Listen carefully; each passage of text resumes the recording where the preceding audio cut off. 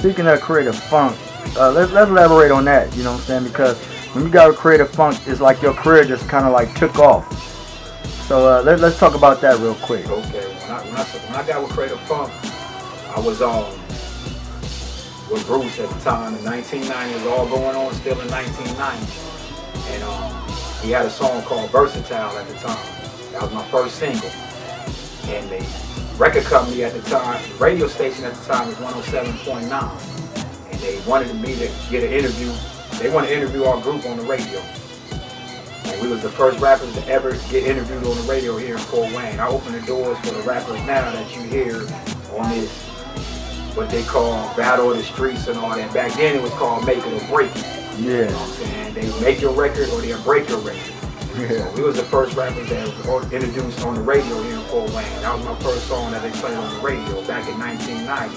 And we had a radio station 107.9. So basically, what's going on now? You basically paid the way for other up and coming artists right now that's doing this radio thing and all that other stuff. You the one that paid the way for all of that. Exactly. Yeah, we laid the pavement. If it wasn't for us, a lot of these rappers wouldn't have the opportunity to get on the radio because we had to open the doors for them. We had a fee to pay. Now there's no fee. You can just turn in your demo or CD, whatever, and they'll play it. Back then we had to go to the main director and pay him a certain fee to get in the rotation. We got in the rotation. So I had to knock out rappers like Naughty by Nature, MC Breeze, Salt and Pepper to work my way up to #1. I had a #1 song on the radio called Solar Flex. And those who want to hear that old song, you can pull it up on YouTube under MCJC Solar Flex. You can hear my first single that I put out back in 91. It's going to say 89 when you pull it up, but it came out in 91. And from there, I was going to sign a 5-year album deal with Creative Funk Records. But at that time, they had like groups like Grandmaster Flash. He had a song called Grandmaster Flash. He had a song called Let You Slide. Yeah. You know what I'm saying? That was his hit with Creative Funk. And I was gonna sign with them, but the record company went bankrupt at the time. I was gonna sign a major deal. They put my single out, but when I was gonna do a whole album deal, the record company went bankrupt, and that put me like back to the chalkboard. You know what I'm saying? So then from like 92, 93, I had to go back underground. So we just started doing a lot of underground stuff. We performed everywhere. Everywhere you can name it for one, we performed there, except Club V and Mickey's and Billy's, because they wasn't around during the time it was in the game. When that went bankrupt, I did what I could here, and I moved to Houston, Texas. When I went to Houston, Texas, I started my solo career even more. From 94 to 95, 96. Came back to Fort Wayne and still stayed underground with that hip hop game. And it's still going on now. I put out a song in 98 called Where You Stay. It's about Indiana. It's called Where You Stay. You can't probably pull that up anywhere now, but it was in the rotation too at the time. Yeah, I remember that song, man. You know, you had a lot of radio play with that song. That was probably, beside that Solo Flex song, that Indiana Where You Stay was probably one of your biggest hits to this day. Let's talk about how that song came about, man. Let's talk about that for a minute. Okay, how I came up with that concept. I got influenced by the song by Tupac, that Live and Die in LA. That made me write a song about Indiana when I heard that. When I heard that, I'm like, I gotta do something about Indiana. And that's what I came up with the concept of called Where You Stay. It's totally about Indiana. The album was out called The Wait Is Over. The album was out with that song on it called The Wait Is Over. It was in Wood Nickel at the time.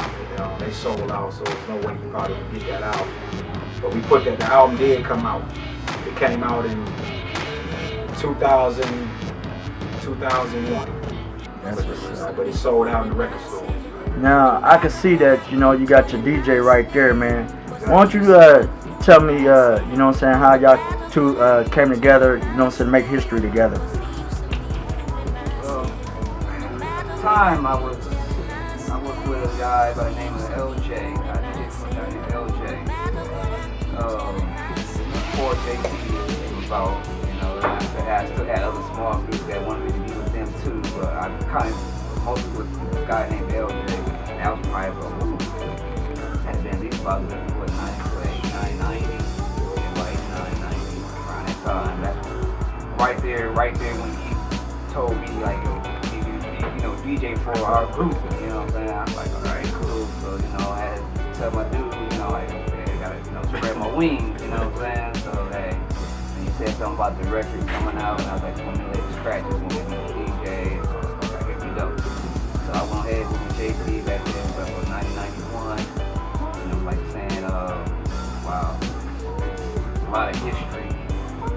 We have a Southside, Southside around that year, and right after I got out of high school and started getting busy, started getting in the studio, you know, tried to get busy twice, 3 times a month, you know, just working on songs, you know, and it's kind of hard, but it's more easy right now to do, you know, than it was back then. So, as far as that history goes, we got my boy, I got this shot to my boy Milo and Herb G. You know what I'm saying? They some more pioneers that was, you know, in the game that was still getting up there, and mostly shout outs to Milo because he and my man Common video, and if y'all haven't seen the video, I can't remember the doggone song right now, but I will get to that, you know, some other time once I already remember it, but that, man. I would like to say, man, people would say arguably you was one of the best DJs here in Fort Wayne. You know, I listened to one of the Foundation song called Pressure, and I seen how you did your thing on that, man. What other DJ that inspired you to do what you do, man?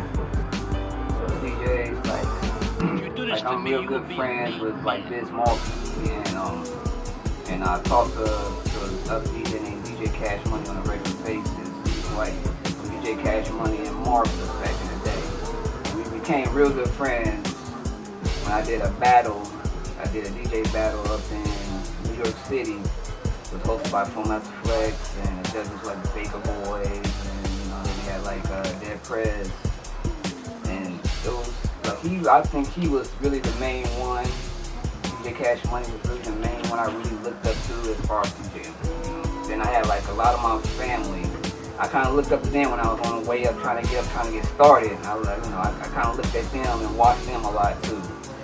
So, you know, like that DJ Cash Money, Biz Markie, real big DJ, Pete Rock, you know, all those cats. Well, I'm saying these are the ones people I met, like Kid Capri. I met all these, you know, these cats that I've been looking up to when I went to NY. So, that's what's up. Yeah. And I want to add on to that. Yeah, he was my DJ. He was like. I met him, like I said, he was in Southside. He was with a rapper called LJ. And I came to him, like he said, you know, I came to him like, man, we need a DJ. You know what I'm saying? I don't want to take you from your artist you got. But, you know, I was like, man, if you can help us out, and, you know, he was like, man, let's ride. You know what I mean? It wasn't no beef. He just did his, separated and did his thing. LJ still, one shout out to him, one love to him. We still one love. You know what I mean? We just like was taking it to another level. While other cats was just still messing around, just writing songs and just writing. We was like, man, we're gonna get this on vinyl. We're gonna take this to another level. And that's what we did. We met up with Bruce. Bruce got us out there. Got us out there in the game. You know what I mean? Like I said, it wasn't for the record company going bankrupt, we'd probably be in hip hop honors right now. You know what I'm saying? Real talk. For Indiana, because we laid it down. A lot of rappers had to go through us to get to Bruce. You know what I'm saying? Bruce would ask us, hey, how this person sound, how that person sound.